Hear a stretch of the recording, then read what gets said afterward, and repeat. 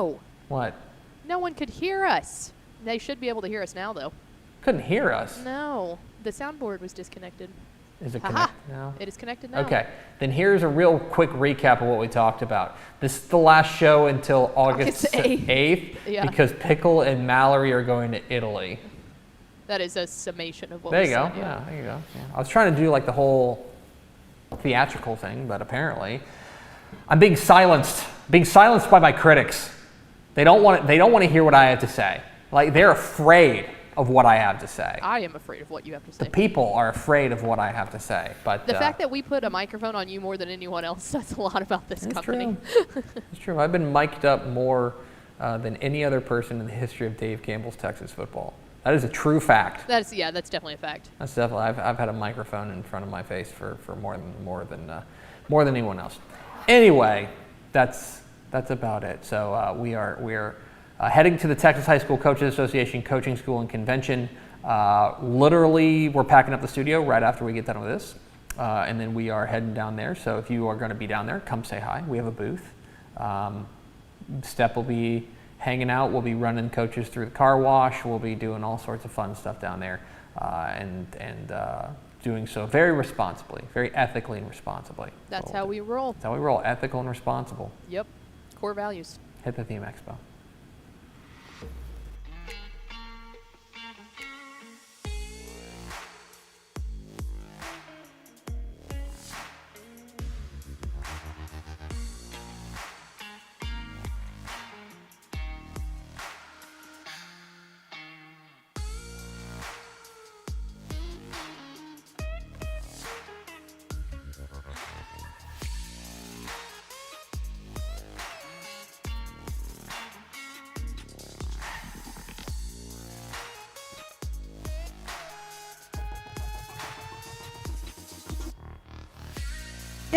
Yes, y'all!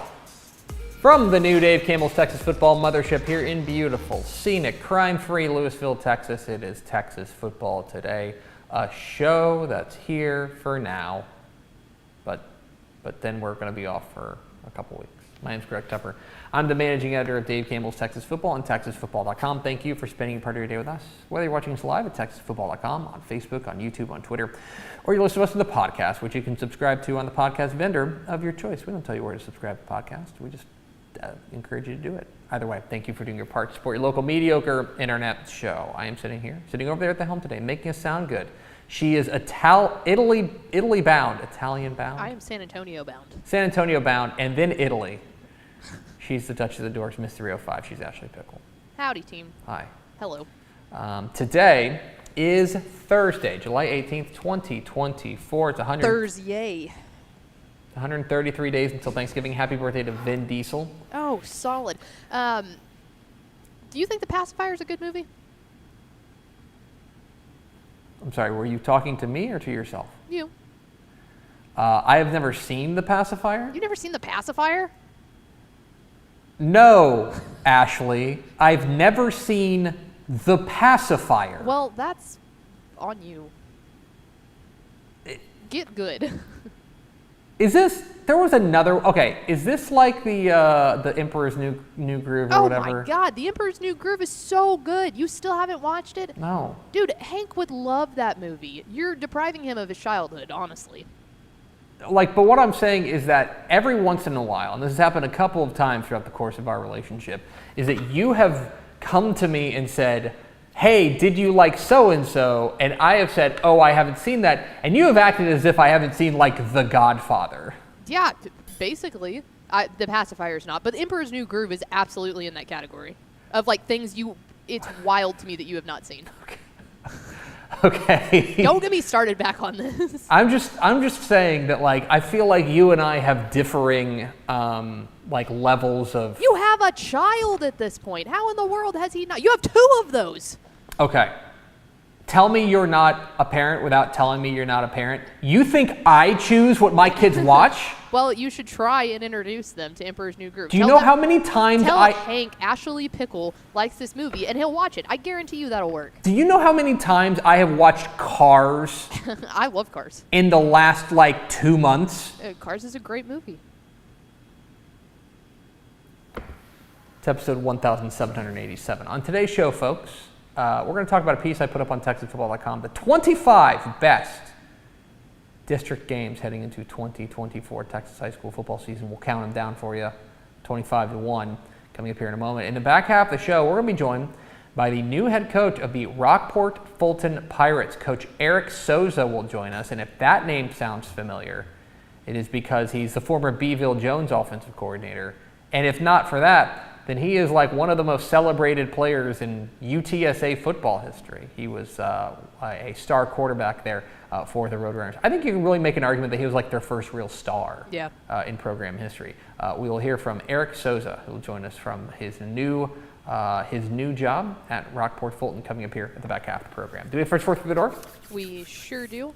It was, as I go to YouTube, let's go with jersey number 69, Colorado Tex, Ed McElroy, and Guy Jones. Welcome in, fellas. Guy Jones, definitely a fake name. We know a guy. We don't know a Guy Jones. That's true. All right, Pickle. I want to invite our friends listening to go to TexasFootball.com right now, where I did a thing. I got out my typewriter. My typewriter. It's an electric typewriter, but I typed up a story, and it is the 25 best Texas high school football. I think I phrased it as like must-see. Texas high school football district games heading into 2024. Because one of the fun things about UIL realignment, whenever it rolls around in February, is we do get 192 new districts. And furthermore, that means we get new district matchups. Now, some of these are district matchups that we've seen for a couple of years now, but a lot of them are new, and a lot of them give us an opportunity to see games that we haven't seen in a while or have never seen before. And furthermore, because they have the stakes attached to them, they are for a district championship, they are for seeding purposes, they have a lot of different weights to them. One of the great things about UIL realignment is we do get this whole slate of new district games. And so what I wanted to do is I wanted to dive in and look at the district games and come up with a list of 25 must-see Texas high school football district games. And I, by the way, there are some people out there who would say, oh, I'm just going to make a list of 25 and put them in like alphabetical order. No. I'll say it with my chest. The courage. Okay? I have the courage, the valor, the commitment, the cojones, the guts, the moxie to rank them. To rank them. The top 25 must-see district games in Texas high school football. Let's go to the big board, and I'll show you exactly what I came up with. In number 25, Knox City and Newcastle. By the way, one thing you'll see here is that it's not just, we're equal opportunity, as you know, at Dave Campbell's Texas Football. So much so that I think we've got every classification. I know we have every classification, and I want to say we might have like every area of the state, maybe outside of El Paso, covered here. 25, Knox City and Newcastle. It's a six-man game in 6-1A Division I, and I think an opportunity for Newcastle making the leap to Division I to make some noise. Number 24, Richmond Randall at Fort Bend Marshall. It's coming down mid-September. It's probably the earliest game on this list. And the storyline here is there a changing of the guard in Houston? Fort Bend Marshall has long dominated and been the team of record in Houston at 5A Division II. Well, Richmond Randall is trying to prove that they are that new team in Houston. Now they're district bunkmates. Number 23, Brock and Graham. Really excited about this one. November 1. This is, to me, Brock's big 4A district debut. I mean, you want to talk about going on the road to Graham to take on a team that has been a consistent 4A contender. Which is funny because when's the last time that we've talked about Brock's district games rather than Brock's non-district games? Because usually they schedule games like this in non-district. But the fact that this is actually for something theoretically is cool. Makes it really, really fun. Number 22, Goliad at Edna. This is not just, I think, for the 15 3A Division I crown, but I think it's also for the pole position in Region 4 of 3A Division I. That game going down October 25th. Our first regular season finale, number 21, Holiday in Jacksboro. a regular season finale, and there's massive stakes. Let's remember that Jacksboro is coming off their best season since 1971. And with Kenyon Valenzuela in the mix, they're going to be a lot of fun. Taking on Holiday, who is a district champ the last 4 seasons, should be a lot of fun. Number 20, how about 6-man private school action? Fort Worth Covenant Classical at Abilene Christian. This is another regular season finale, and this is a budding rivalry. Covenant Classical is 4-0 against Abilene Christian, but they're reloading a little bit, and I wonder if Abilene Christian has an opportunity to make a run. And remember, Abilene Christian, even though they've lost to Covenant Classical, this is a team that made a run to the state championship game last year. So a lot of intrigue there. Number 19, Hawley and Stanford going out to West Texas. This is the latest chapter of the Jones-Clowney Clash, is going to close out the regular season. It does feel like it's for all the marbles. This game is going to be really fun to watch, and I love the quarterback matchup here. Keegan Abels for Hawley and Christian Duran for Stanford. Number 18, College Station A&M Consolidated. Yeah, I probably don't need to tell you on this. Nope. September 20th, it'll be fantastic. Number 17, to the private school ranks, Bel Air Episcopal and Houston Kincaid. This is the best SPC game of the year. And it's actually a rematch of last year's SPC 4A state championship game, which Bel Air Episcopal won 35-25. Kincaid might be the favorite, though, because Bel Air Episcopal is reloading a little bit. It should be a lot of fun in district play and could be the first of 2 meetings, which is interesting. Number 16, Galena Park North Shore and Humble Summer Creek. How about the 2 teams that were state runners-up a year ago, now meeting there in a regular season finale in District 23 6A. Should be real fun. Keep an eye on that district, though. We'll get to another one in a minute. Number 15, the Battle of the Lakes, Austin Westlake and Lake Travis.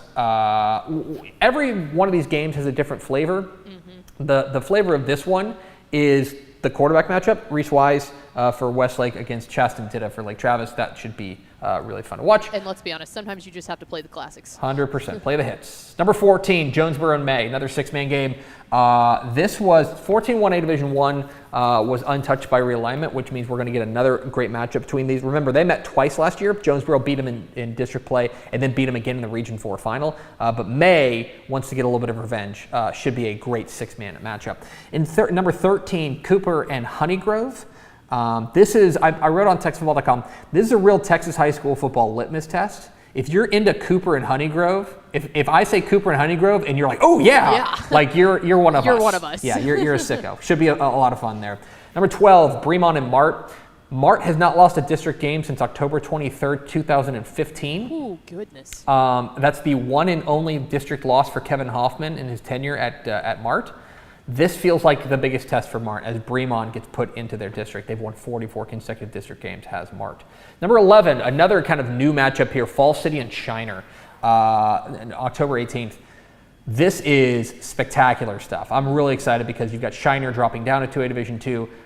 For me, from an entertainment perspective, I was hoping they'd be put into a district of Falls City because we get this kind of Region 4 showdown in district play. Well, and let's be honest, too. We're not going to get the Refugio-Shiner matchup at any point in the year at this point. So it's like to have something kind of replace that is nice, especially in district play. Absolutely fun. It's going to be a lot of fun.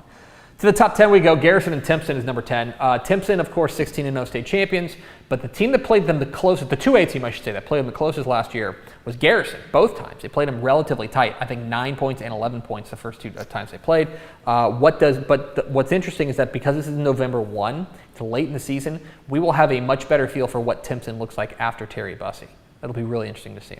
Number 9, Galena Park North Shore and Humboldt Atascocita. This is the other big showdown in District 23 6A. You may be asking, why does this get the nod over Summer Creek? Plain and simple, these 2 teams are going to Division I, where Summer Creek and North Shore, while fun, doesn't have many playoff implications there. Number 8, Brownwood and Stephenville.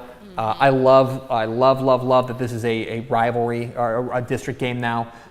You add in probably for the district title. The coaching matchup. The coaching matchup, the quarterback matchup. It is going to be a lot of fun. Stephenville's won 4 straight in this series. This is the 79th installment of one of the best rivalries in Texas, and it's a district game. Number 7, Salina and Frisco Panther Creek. Go back to last year when Frisco Panther Creek stunned Salina for what has to be, I think, the biggest moment in program history.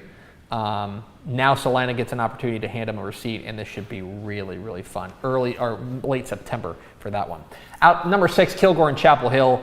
These two teams have kind of had this really fun story over the past couple of years. With Chapel Hill, Kilgore beat Chapel Hill 12 times in a row, but now Chapel Hill, because of this, what was a freshman class in 2021, now a senior class in 2024, has had the upper hand.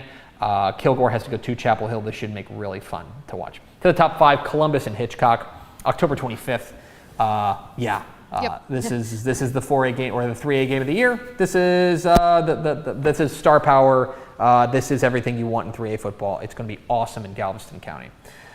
To the top 4 we go. Number 4, Pasadena First Baptist and Houston Emery Weiner. Yep. Y'all, this is another like high school football sicko heat check. This is number 1 versus number 2 in the private school 6-man ranks. And Emery Weiner has been the team to beat in TAP 6-man Division 1. They've won a title in 4 of the last 9 seasons. But Pasadena's First Baptist played in a state semifinal last year. They were a state finalist the year before. They move up to Division 1, and now they get a district showdown in the regular season finale against Emery Weiner. That'll be a lot of fun. Number 3, Denton Ryan and Aledo. Can Ryan finally do it? Like, we've been kind of had this circled for the past couple of alignments. Can Ryan finally be the team to snap Aledo's 119 game district winning streak? We'll find out on October 4th. Number 2, Greg Powers told me he was surprised by this. Dallas Parish Episcopal and Argyle Liberty Christian. I don't know why he's surprised by this. This is number 1 versus number 2 in the private school ranks. This is defending state champs. Argyle Liberty Christian was the number 1 state champion rather in Division 2.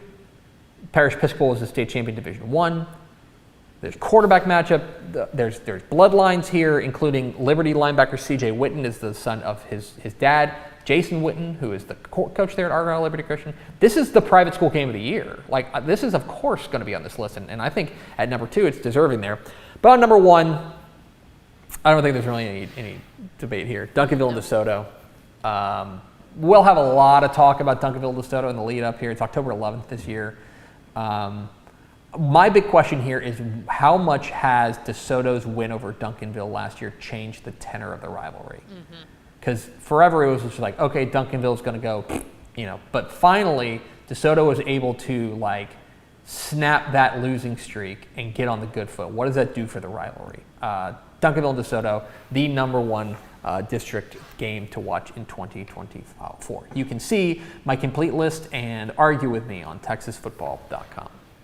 We are Texas Football Today. We're here twice a week on TexasFootball.com talking football in the Lone Star State. You can follow us on Twitter at DCTF, like us on Facebook, Facebook.com/Dave Campbell's. Follow us on Instagram, Instagram.com/Dave Campbell's, and of course see us at TexasFootball.com. Hope you'll consider going to TexasFootball.com/subscribe to become a Dave Campbell's Texas Football subscriber. Get the 2024 summer edition of Dave Campbell's Texas Football mailed to your mailbox or P.O. box or like left on your doorstep. Sure. But it will be delivered to you. Plus a year of Dave Campbell's Texan Live, our streaming platform, with thousands of live Texas high school events on your device. Also, you get a year of premium content on TexasFootball.com, including Tep and Step, our premium high school football podcast. Now might be a good time to subscribe for Tep and Step purposes. Just throwing that out there. Interesting. So make sure you go to TexasFootball.com/subscribe. Makes a great gift as well. Get it for your friend who's got a long flight to Italy. Yeah, correct. So they have stuff to do on the plane. That's what I'm going to do. Read a copy of Dave Campbell's Texas Football. TexasFootball.com/subscribe. Coming up here in just a moment, the new head coach of the Rockport-Fulton Pirates, Coach Eric Soza, will join us. But first, a word from these valued partners.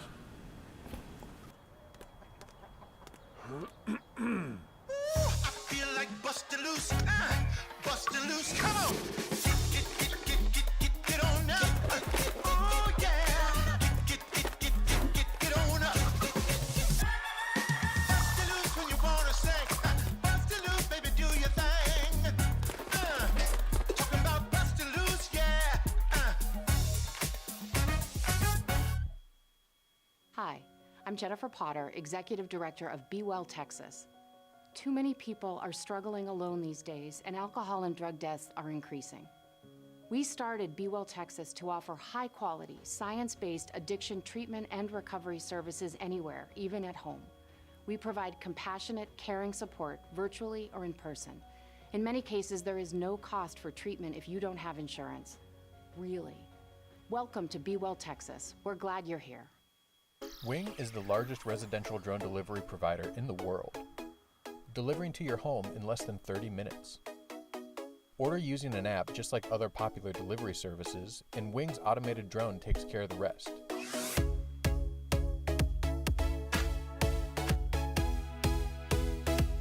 It's fast, safe, and sustainable, and it's now delivering to parts of Dallas-Fort Worth, Texas. You can learn more at wing.com/TexasFootball. Again, that's wing.com/TexasFootball. Back here on Texas Football Today, I'm Greg, that's Ashley, and Pickle, let's go to the hotline. We are pleased to be joined by the new head coach of the Rockport-Fulton Pirates. We go to the coast to talk with head coach Eric Soza. Coach, how are you? I'm doing great. How are y'all doing? I'm excellent. How are things down at Rockport? Oh, it's sunny, it's breezy, and everybody has big smiles on their faces right now. Well, they should. They've got a new guy in the big chair there at Rockport-Fulton. You take over this program after a successful run as the offense coordinator there at Beeville Jones. You know, we saw the press conference, where they introduced you, and we heard all about what a great fit you are for Rockport-Fulton. I'd be interested in kind of reversing that question. Why was Rockport-Fulton the right move for Eric Soza? Yeah, being from South Texas, I've always played against and coached against Rockport, and the one thing that I always admired about Rockport-Fulton athletes was just the tenacity and the way that they played. There's always really good looking athletes over here, both on the girls and the boys side. You know, they just real. It's kind of one of those places in South Texas that there's that hidden talent, and obviously I've got 3 little kids. I've got a wife that loves the beach. They being able to be a little bit closer to the coast has been some of those things that I've always wanted to do. But in the sense of just the athletic realm, I mean, it was that hidden gem, you know. And being here for 2.5 months now, it's not one of those where, oh no, like I had the wrong perception of these kids. They've been the hardest working kids. They've been unbelievable. It's yes sir, no sir type of attitudes. Anything that we've asked them to do, they've been wanting to do it as best as we've done it. And they say, Coach, was that good enough? And if it was, then great. If not, then they're ready to go again. And so for me, it was an awesome situation. And it's funny just how God kind of works in mysterious ways, because the leader of the school district, Dr. Austin, Leslie Austin, she was hired on probably about 2 weeks before I was named the new AD. And so we kind of came in here together, and she has been an unbelievable support cast for me, the admin, my principals. It's been an unbelievable experience and transition in my life, because it's everybody is really aligned in what we want for our student athletes here at Rockport-Fulton ISD. It's worth mentioning that you did get hired relatively late in the process. You know, May 7th, you were officially announced as the new athletic director and head coach. There towards the end of the school year. I'm curious, when you met your team for the first time, what was your message to your guys? The first thing was we're going to do things the right way. And yes, it was very, very late in the season, very, very late in the school year. And we weren't able to install a lot of the things. And so what I told them, especially the boys' side, was that this summer was going to be very, very important. And the extra hour that the UIL gives us with the strength and conditioning was going to be super important. But in the hiring of all the coaches, the main thing was to develop the relationship with those kids. And I think as the staff has been built, we've been able to break the mold of kind of the coach's office and in the locker room. We've kind of opened that up.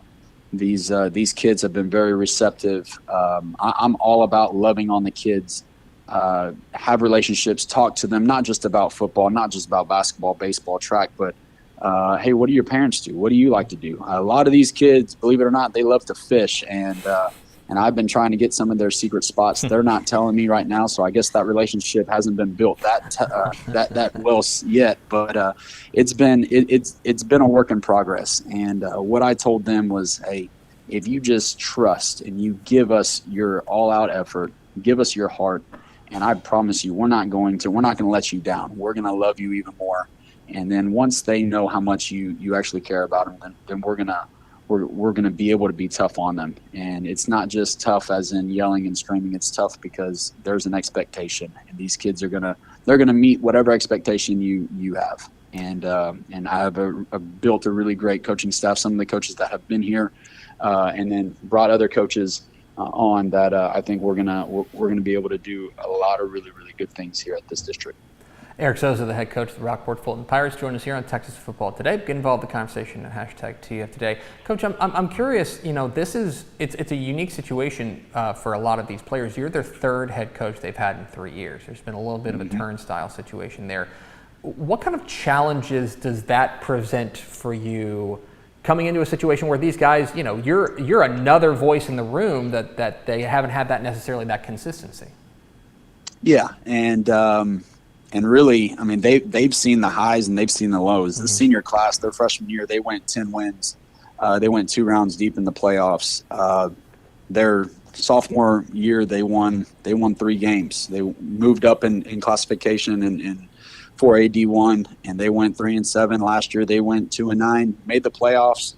And so this senior class has seen it all. They've seen it from the 10-win season, which is really, really hard to do, to all the way to winning 5 games the past 2 years. And I think, again, the biggest thing is building that relationship and understand that, hey, it's not a transactional little relationship right now. And I told the seniors, I said, guys, it's not a rebuilding year. Like, for you, it can't be a rebuilding year.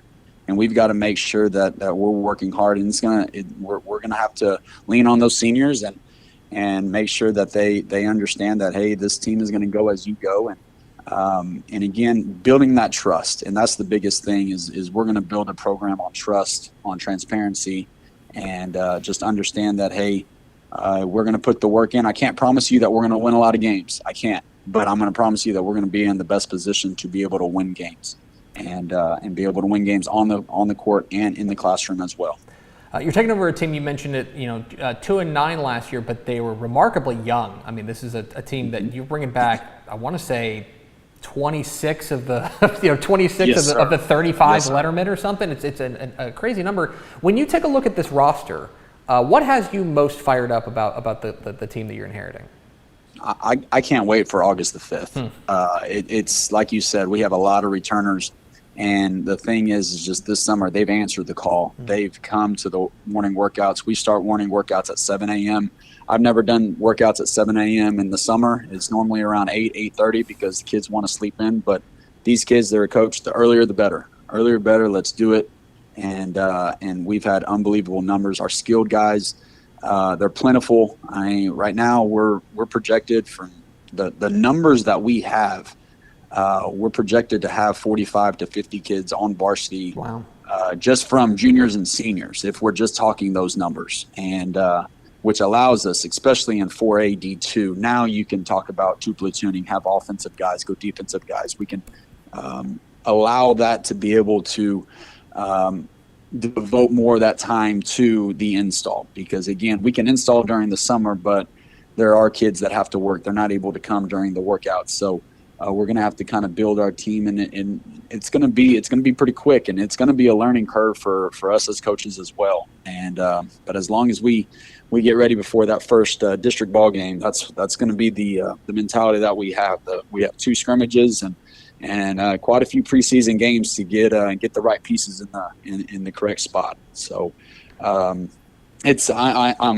got skill positions. We got some unbelievable linemen, offensive and defensive line. We talking through with the coaches. It's like, just, man, can we get started already? It's one of those kind of feelings, and obviously being the first year and a new year, a new team, new town, new community, and new processes that we're going to be going through. But right now the kids are just being they're being very receptive to everything that we're asking of them to do. Eric Soza of Rockport-Fulton joined us here. Coach, I do have to ask you about your district, District 15, 4A Division II. I know you're new in town, but you're drawn to a district, dropping down from 4A Division I to 4A Division II, sitting in Cuero and Ingleside plus Robstown waiting for you. From a coach's perspective, when you take a look at your district draw, I'm curious what you see. Yeah, I mean it's a tough district. Obviously, 4 teams make the playoffs. In that sense, there's 5 teams, so someone's going to be left out. We start off with Cuero, and I mean obviously they're a powerhouse for a reason. They have a lot of tradition, and it's going to always be a tough game. And Beeville, we played them quite a few times, so we kind of know what we're going to get from them. But it's going to be a tough match between them. Obviously, Ingleside, they right down the road from us, and we've kind of seen them during 7-on-7s, and I mean the Mustangs. They're always going to be they're going to be scrappy. Knowing some of those coaches, that they're going to be coached well, and it's going to be a tough game against them as well. And then after them, we go to Robstown. Coach Perry, he's done a great job of turning that program around, and they made the playoffs last year, and it's going to be kind of one of those things. I know y'all put us as number 3 in the rankings, and humbled by that, but we're gonna try to do what we can do, and try to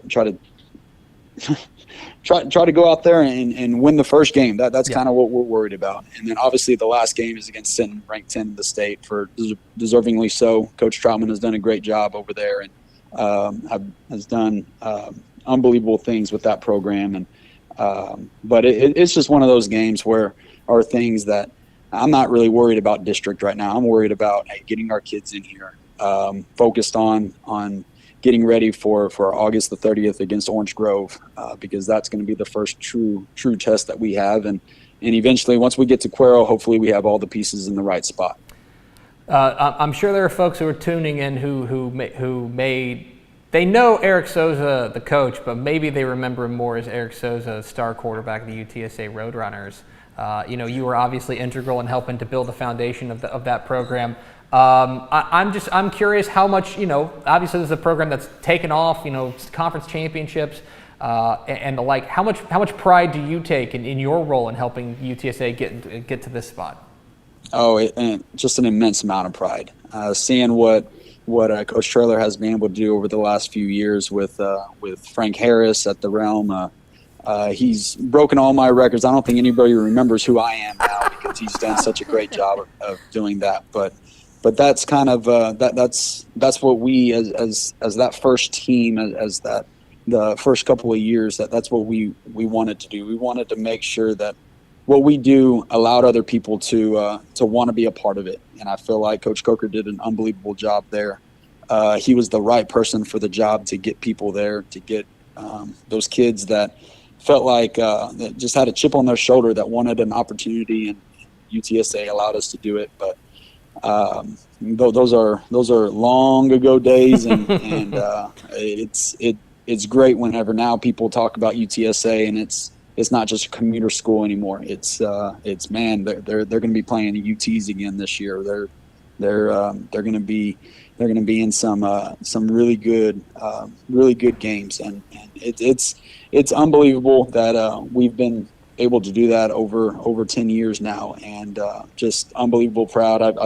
I always have the game on the side or on my phone if we have meetings or whatever, just because it's there's bragging rights all over the place. I know I got some Texas State coaches on my staff, and they say some things, so we're gonna have to have some we're gonna have some bragging rights, but it's great. I mean, that's what college football it's been about, and I was blessed to be able to play it, and it's an unbelievable experience, and I'll cherish it for the rest of my life. He's Eric Soza. He's the new head coach of the Rockport-Fulton Pirates. Coach, we sure appreciate your time. Congratulations again on the new gig, and looking forward to seeing your Pirates this fall. Yes, sir. Thank you, Grid. I appreciate it. Absolutely. There he goes, Eric Soza, head coach of the Rockport-Fulton Pirates. Join us here at Texas Football Today. I was thinking about this. I bet he's in the last NCAA football game. Like, not by name, but like UTSA's in it, and he's the quarterback. So that's funny because when was he at UTSA? Boy, I want to say he graduated in 2013. Yeah, okay, yeah, then he's not even in the last one. He's in the second. His 14 was the last one. Yeah, I think 14 was the last one. So, yeah, that's funny. Anyway. I think I have 13. He's, that's funny. Like, that's how my brain's wired, because, like, whenever because he was the quarterback when UTSA started, and I was here at Dave Campbell, so I remember, like, watching them be like, oh, there's Eric Soza. Yeah. He played for his dad, Chris It's one Soza of those and that just stuff. sticks. Yep, exactly right. But fired up to see what he does down there at Rockport-Fulton. We appreciate his time, as always. Let's go over to Ashley Pickle for America's second favorite segment. Final thoughts. Just a reminder, our next show will be August 8th. Thursday, August 8th is the next TFT. After that, we will be here every Monday and Thursday, consistently. But we will get up for the season. We'll get a full Italy breakdown on August 8th. She'll be covered in spaghetti. Spaghetti. That's going to do it for us. Thanks for spending a little bit of your day with us. Come back and do this. Follow us on Twitter at TCTF. Like us on Facebook, facebook.com/Dave Campbell's. Follow us on Instagram, instagram.com/Dave Campbell. And, of course, see us at texasfootball.com. Thanks again to Eric Soza, head coach of the Rockport-Fulton Pirates, for being our guest. For Ashley Pickle, I'm Greg Tepper. Vince Young, please give me your Player of the Year trophy. We will see you on August 8th on Texas Football Today.